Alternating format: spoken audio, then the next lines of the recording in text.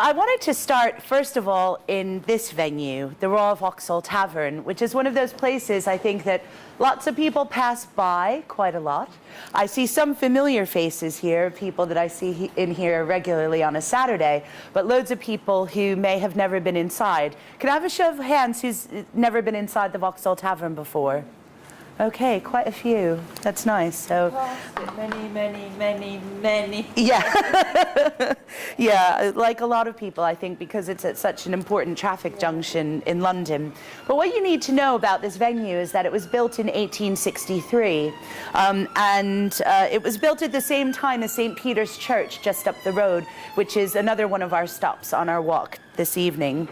It was built just 4 years after the demolition of the Vauxhall Pleasure Gardens, which took up most of the green space behind us, the area of the tavern here, all the way down the road and back towards where the Vauxhall Zoo is, not the zoo, you know what I mean, the city farm is at the moment. It took up quite a large area and space, and we're going to be walking back into the gardens in just a few moments' time. Now, this tavern was built at the same time that music hall was becoming popular, just up the road on Lambeth Walk, and you can tell because of the shape and the setup of this pub and the marvelous stage that it has. You should know that the original setup of this pub was not as it is now, but rather the bar, from what we know, the bar was originally attached to the stage, and performers would be on the stage, and then especially the drag queens would sort of warn you that before they kicked your pint over as they sort of pranced along the edge of the bar. So it was sort of like a horseshoe in the middle of the space there. Now, there's performance ley lines, I believe, in this place that sort of stretch back to 1661, almost 350 years from when the Vauxhall Pleasure Gardens first opened. And people often ask me, what is it about the Vauxhall Tavern? You know, why? Because it's just, you know, for all intents and purposes, if you walk past it a zillion times, it's just a pub, just like any other pub that you may walk past in the streets of London. But it's not, I think, because it was built on hallowed ground. It was built on ground that was full of prostitutes and performers and people seeking pleasure for, 350 years ago. And we at Ducky, the club that I co-founded and host every Saturday here and have been doing for 19 years, we really feel like we are carrying on that tradition that was set in place back in 1661. This place has an important place in the heart of lesbian and gay history as well. And we can trace, well, the recent gay history back to sort of World War II, really. I'd be really interested to know if anybody can trace it back any further. But we do know that it had always been a pub, a community pub for people that lived in the area.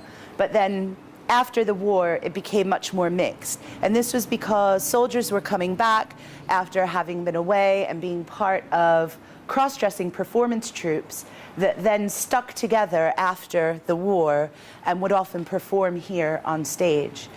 So it got a reputation as being a place where you could see drag, and that tradition just carried on. So now we have names like Paul O'Grady, in his previous incarnation as Lily Savage. We had Julian Clary, and also performers that may not be as well known nationally, but have huge importance to us in the LGBT community. Performers like the Divine David and Regina Fong have been on this stage.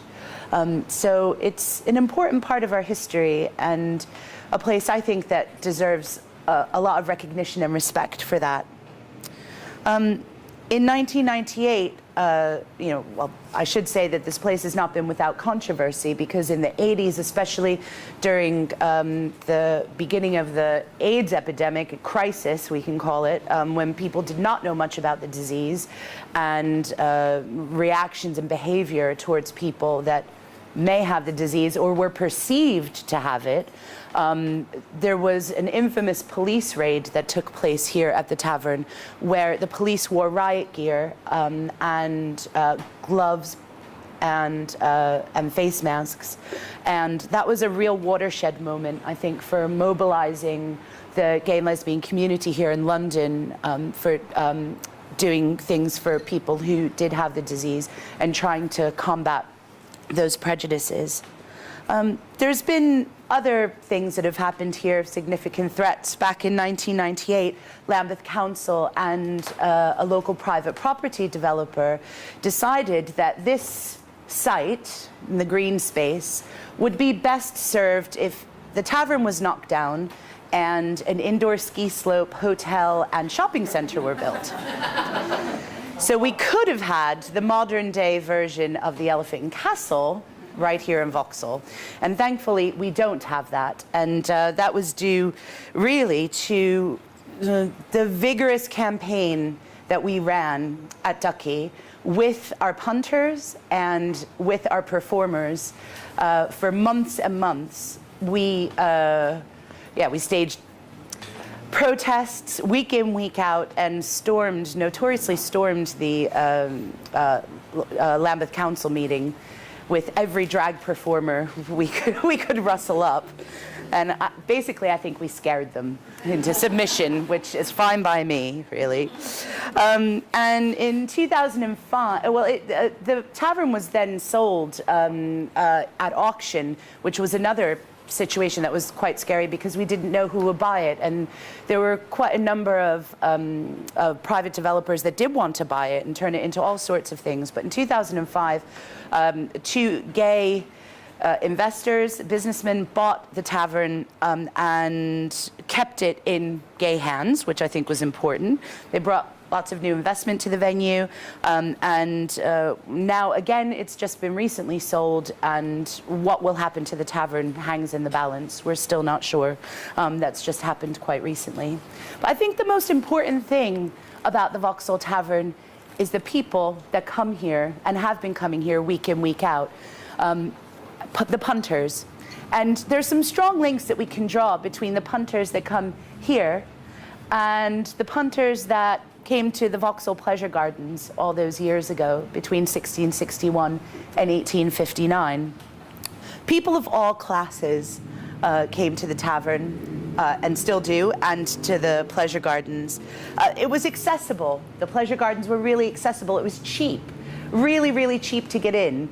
I mean, you know, some people might say it's still cheap to get in here, but the thing is that at the Pleasure Gardens, the refreshments were extremely expensive, and I think that anybody who has bought a pint here on a Saturday night can testify, maybe you wind up spending a little bit more at the end of the night than you would have anticipated. In the Pleasure Gardens, they were notoriously very stingy with their refreshments as well. So you could hold up a slice of ham and apparently read a newspaper through the slice of ham.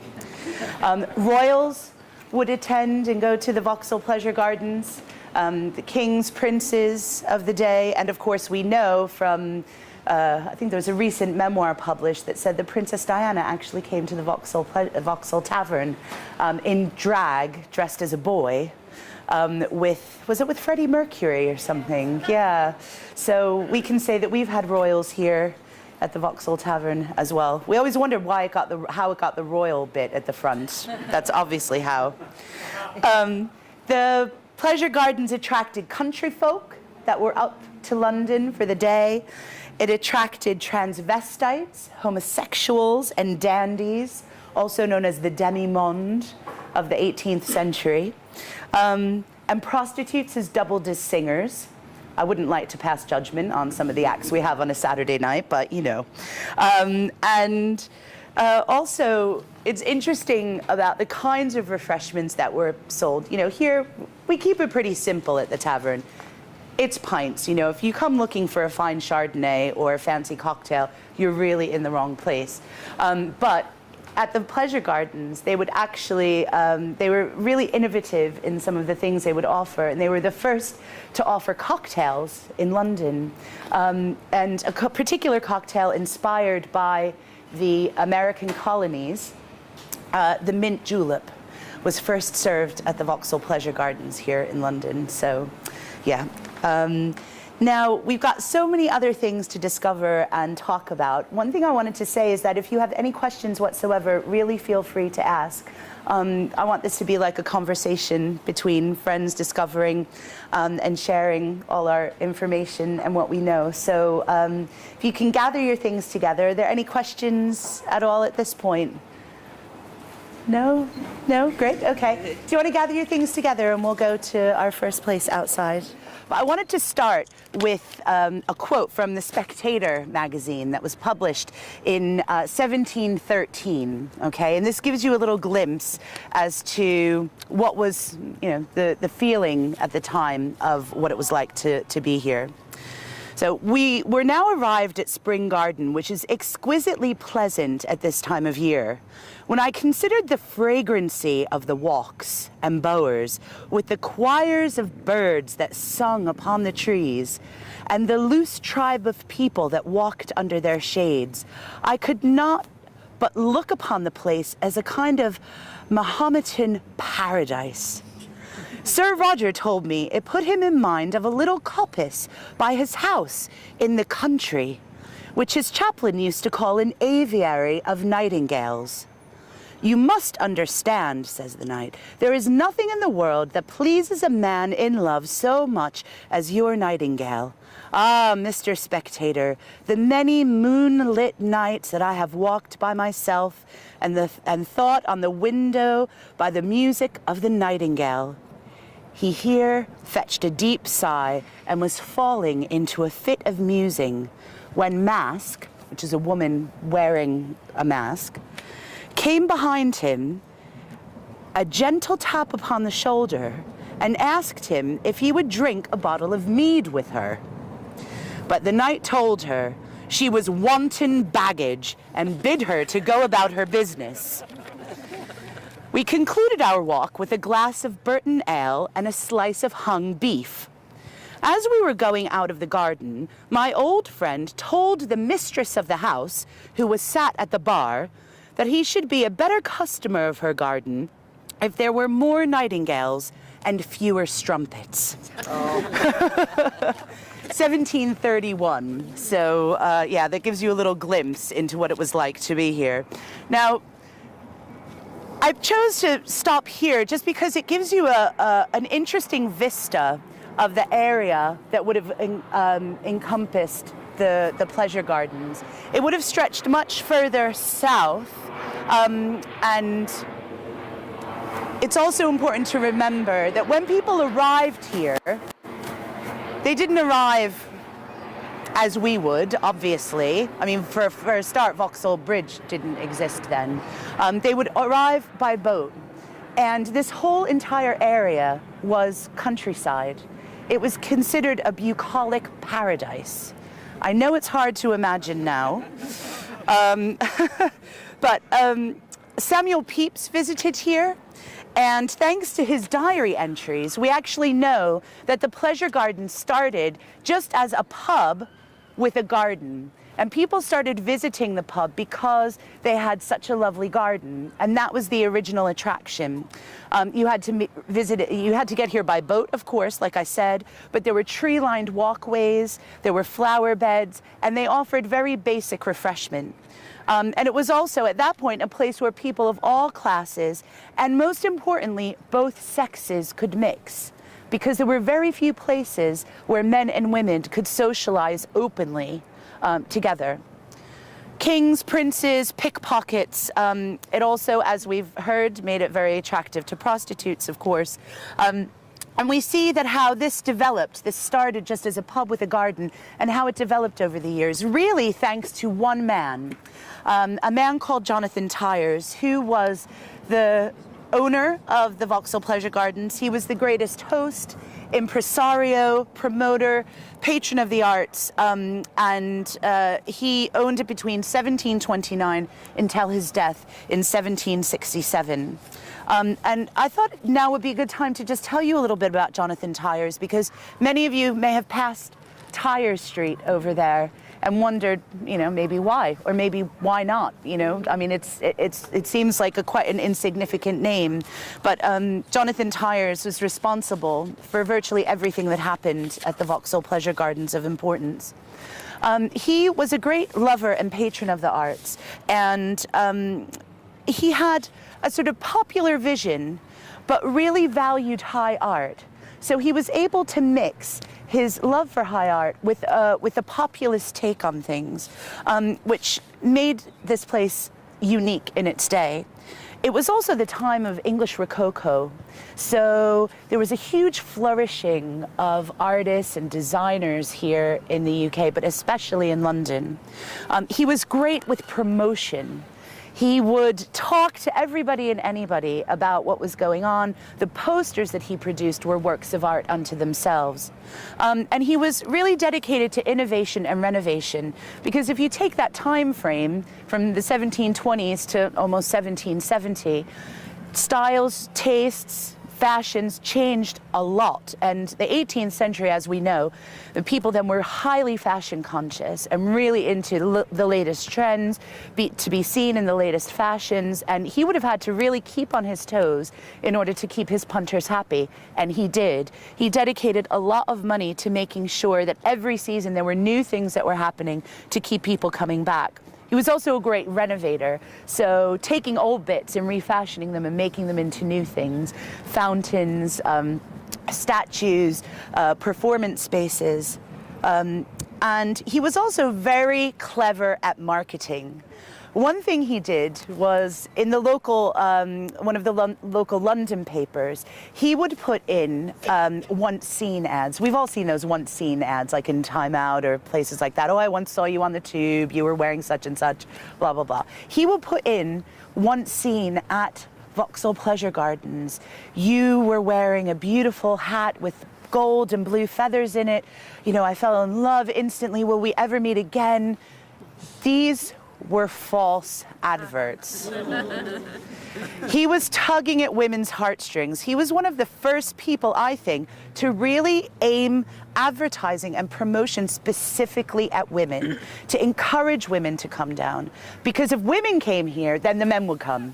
And the men had the money, and the men, bought the drinks, and they splashed out, and they wanted to, make a good show of things. So he was very clever in that respect.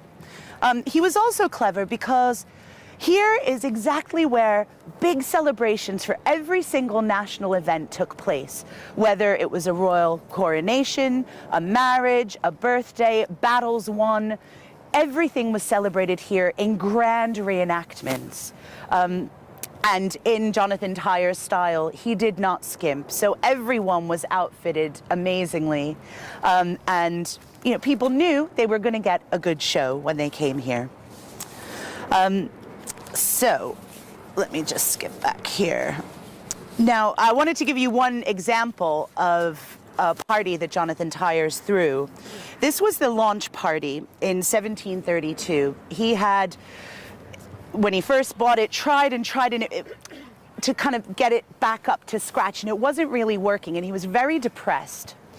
One day he was walking through Vauxhall, and he happened upon a man who stopped him in the street and said, "Sir, you look terribly sad. What's wrong?" That person was William Hogarth. And Hogarth and Tyers then formed one of the great partnerships in terms of artistic creativity. Hogarth then used all of his connections to help the pleasure gardens flourish. And when you have a name like that attached to your place, people really wanted to come with the hopes of glimpsing him and seeing some of his paintings. Now, for his big launch party, Ridotto al Fresco, on the 7th of June, visitors paid 1 guinea for a ticket, which was actually really, really expensive for the time. But he wanted to limit access to only the wealthiest patrons, and this was to kind of set a particular tone. But following the success of this event, he introduced a much more affordable 1 shilling admission for ordinary visitors, and that stayed unchanged for 60 years. So he kept the prices down, but of course he made his money on that very thin ham that you could read a newspaper through. Season tickets were issued in metal, actually, and William Hogarth had a solid gold one. He was the only one who had a solid gold one.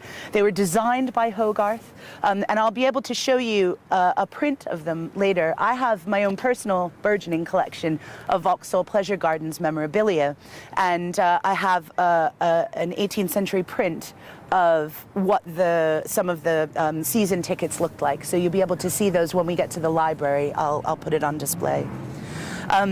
There were supper boxes here. 53 paintings designed by Francis Hayman, another great artist of the time. You would have arrived by boat, strayed down the Grove 300 yards into the Grand Walk. You would have encountered the grand statue of Aurora. You would have turned off to the rural downs where you could see lambs frolicking and give you the feeling that you were really in the countryside. There was a life-size statue of Milton set amongst the trees and shrubs, which was a particular favorite area of ladies of the night and pickpockets. And then you would sort of turn back up the Grove over the overgrown and very romantic Druid's Walk, just in time for supper. And all these walks formed a grid pattern around rectangles of wooded, sort of bits of wilderness, really, to give you the sense that things were controlled, but could go a bit crazy as well if you let it. And that was its appeal. John Evelyn wrote in 1661 about seeing tree saplings growing here. And 100 years later, you know, they had matured and people were visiting them and seeing them.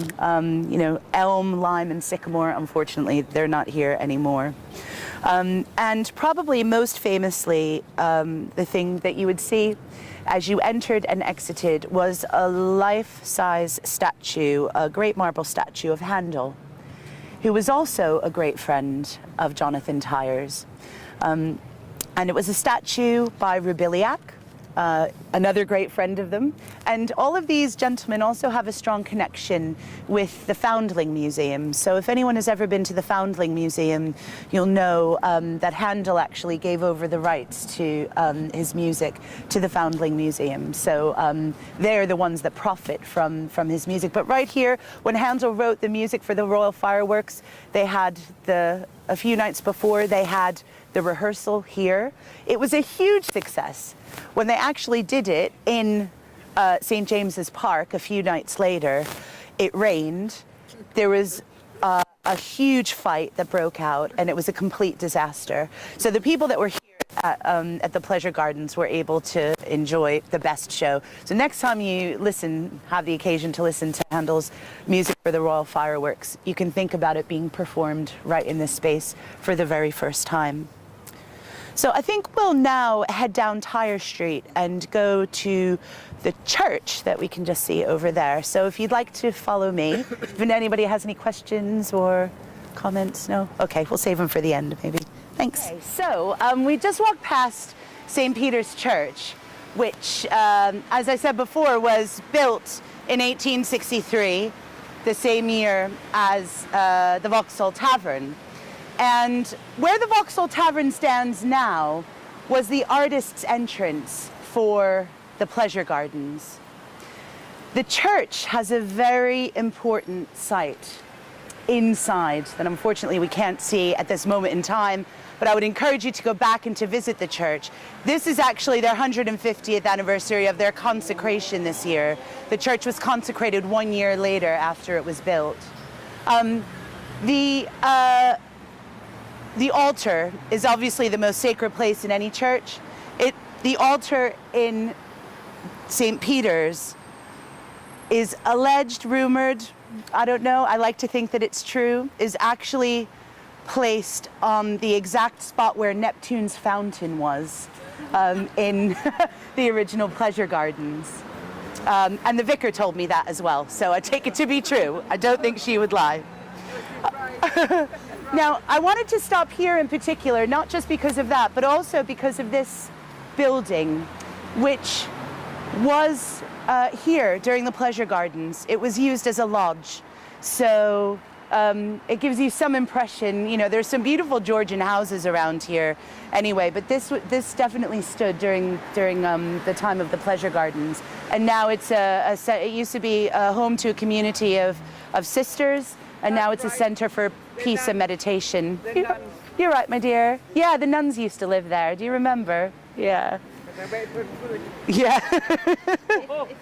So we know, and I mentioned earlier, that between 17th and 19th century is when entertainment was so popular at the pleasure gardens. But one particular aspect of the entertainment that went above and beyond everything was its music. And this is a tradition that the church here is really carrying on as well. They have a really involved choir and have amazing concerts there. So I encourage you to check that out on their website and go and see what they do there. But Handel, Bach, and Mozart all performed at the pleasure gardens, which is quite an awesome trio, if you ask me. Yes, I never knew that. I've got 11 O-levels and 5 GCSEs. Wow. I'm not illiterate. No. I never knew that. Well, have a listen to this. I'm going to tell you about some music. Yeah? Okay. So there was a popular genre of song called the Vauxhall song. Okay. And in the later part of the 18th century, it was the first truly popular it was a pop song. They were the first pop songs, were Vauxhall songs. And these were songs that were composed specifically for performers here at the pleasure gardens. It was the first music to have a real mass audience because of the sheer numbers that would attend every season. I mean, over 100,000 people would attend every year. So you imagine the kind of reach that would have. And people very often didn't have access to that echelon of songs. They would be hearing Handel and Bach and Mozart, but also these very popular ditties, pop songs. Also, the singers became huge stars at the time. These are names that mean nothing to us now, but if you mention Thomas Lowe, Cecilia Arne, Joseph Vernon, Charles Dignam, and Mrs. Weiskell, to people in the 18th and 19th century, everyone would have recognized their names and everyone would have been able to sing the songs. Things like Nymphs and Shepherds, Black-Eyed Susan, Sally in Our Alley, Delia and the Dashing White Sergeant. Or one of the most popular at the time was the Lass of Richmond Hill. And the composer, James Hook, was the man who wrote many of these songs, many of these popular songs. So I thought this would be a good time to talk about some of the other performers that were popular on stage. And I mentioned that I have a burgeoning collection of Vauxhall Pleasure Gardens memorabilia. One print that I do have is of Madame Saki. Oh. Now, Madame Saki was a tightrope walker, and she also enlisted her children to be tightrope walkers as well.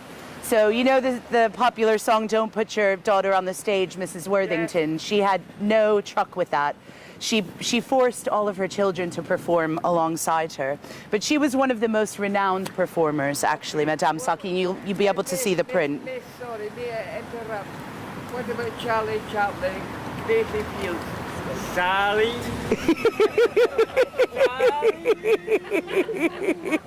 Right on. Well done. I don't know the whole song, Masquerades were really popular, of course, because people of certain stature would get up to lots of no good. So it really helped if you were able to wear a mask, which was encouraged on lots of occasions. They had these special masquerade balls where drag and all sorts of costumes were popular. So that made him laugh. Hot air balloon launches were also extremely popular, and the first hot air balloon launch that happened in the UK happened right here in Vauxhall. But if you think that it was a real kind of like easy affair, it was not. It was such a new innovation, and people just could not get their heads around how this could possibly happen. So what they decided to do was throw things out of the basket to see whether it would survive when it got to the earth. Things like cats, dogs, small animals. It was very popular to chuck a cat overboard and to see whether it would live and land on all 4 feet. Needless to say, the cats did not live. I mean, you know, but they had no concept of this idea of flying in the air. It was just extraordinary. Fireworks, we mentioned music for the royal fireworks. Fireworks were just part and parcel of performance here. Also, getting performers from other parts of the world. Now, I don't mean to rub it in, but you did happen to lose the colonies on the other side of the Atlantic quite some time ago, and Native Americans were brought over. Entire tribes of Iroquois Indians performed here at the Pleasure Gardens. I wouldn't hesitate to say perhaps it was against their will. I'm, not really sure, but they were certainly here. The Pleasure Gardens were open very late. Now we think on a Saturday night at the Vauxhall Tavern, we're open till 2 o'clock in the morning. Personally, I think that's sufficient. At 2 a.m., if you have a home to go to, that's where you should be going at 2 a.m. However, in 1750, the Pleasure Gardens did not close until 4 a.m. Now, you have to realize how people got here. There were no bridges. They came by boat.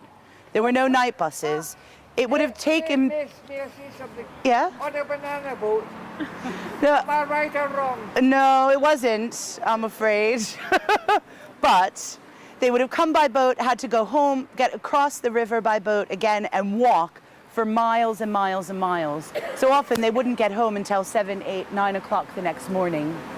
So that was dedication. It was a real event, a real destination. I also want to stress the importance of lighting, because it would have been very, very dark, very dark. So much darker than we could ever really imagine, because there was no residual light really in the city. And so most of the Pleasure Gardens were initially lit by candle and gas lights as well. And there were armies of uniformed young men who would stand ready with their lighters to turn on the gas lamps at exactly the same moment. So you would be in darkness just at dusk, and with the flick of what seemed like a switch, 30,000 gas lamps would be illuminated at the same time. Just seeing that was such a spectacle for people. They would have never, ever seen anything like that. When electricity was brought in, that was another revelation, because then, of course, colored lights, people were able to have different areas lit as well, many more different kinds of lighting effects. But some people said that electricity contributed to the downfall of the Vauxhall Pleasure Gardens, and that it was too bright. And that sort of gas flicker really gave it a certain atmosphere that was lost when electricity was brought in. But it would have been spectacular when electricity was brought in. Again, people would have never, ever seen anything like that. Now, we will talk about the demise of the Pleasure Gardens, but I think we should head over to the library, because does anybody know what time it is? Yeah, it's 7:20. Right, here we are at the Durning Library. I'll keep this short and brief, but basically I just wanted to touch on the demise of the Pleasure Gardens. So we started at 1661 with mentions from Pepys and John Evelyn talking about the beautiful groves of saplings, and then flash forward ahead to 1859, and Vauxhall was a very, very different place. First of all, Vauxhall Bridge was built in 1811, which brought a lot more traffic south of the river. the railway was built, which brought a lot of pollution to the area. But it also meant that people wanted to live there. So people could get to and from work quite easily. There were loads more residential neighborhoods popping up. And people were concerned about the noise. I mean, if you consider that, people were staying up and out until 4 a.m., we have our fair share of complaints and everything from, noise pollution now, but nothing like then. You can imagine what the fireworks and the balloon launches and everything were really disturbing to local residents, and it often appeared in the local press at the time just that the pleasure gardens were becoming a detriment to the area and not an asset. And people's ideas of what entertainment was were changing as well. Like I said, the idea of popular entertainment in pubs, a music hall was starting. So people wanted to go and sit inside or go to a penny gaff or have different kinds of, similar to what happened with the advent, how cinema changed. The advent of cinema and then television. It's exactly the same thing, well, similar thing that happened there. Now, there were a few other things that happened.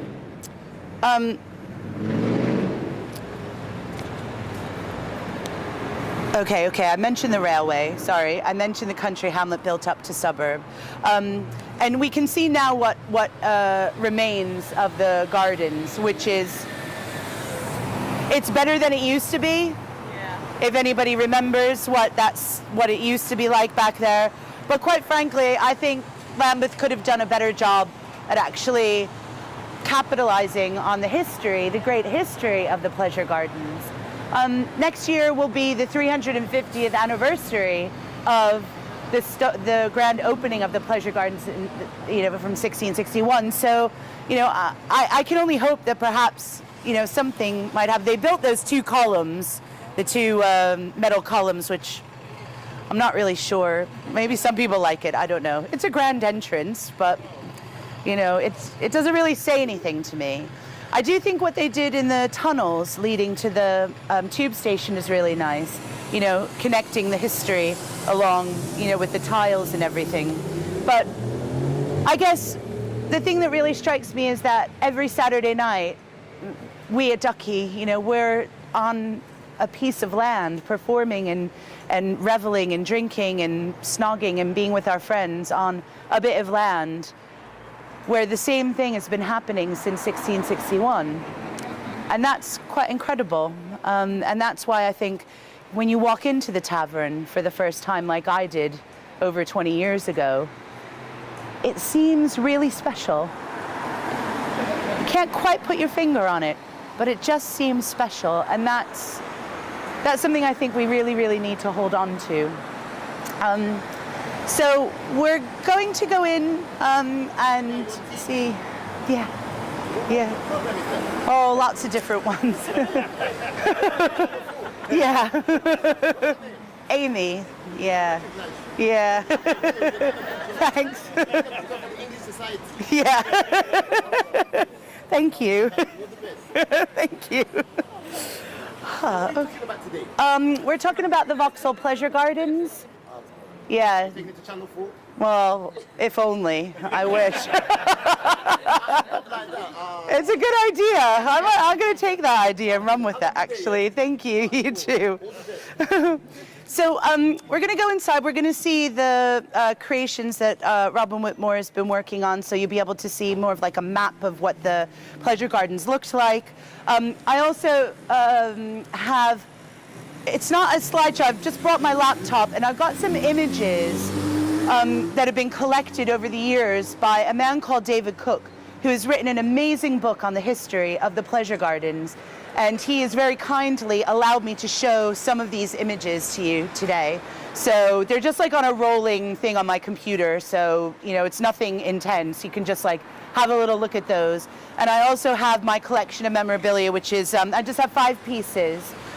So the tickets, like I said, and a couple of different prints of Madame Saki, and a piece from the London Illustrated News from 1849 with information about the balloon flights and stuff. So feel free to come and have a chat with me at the table.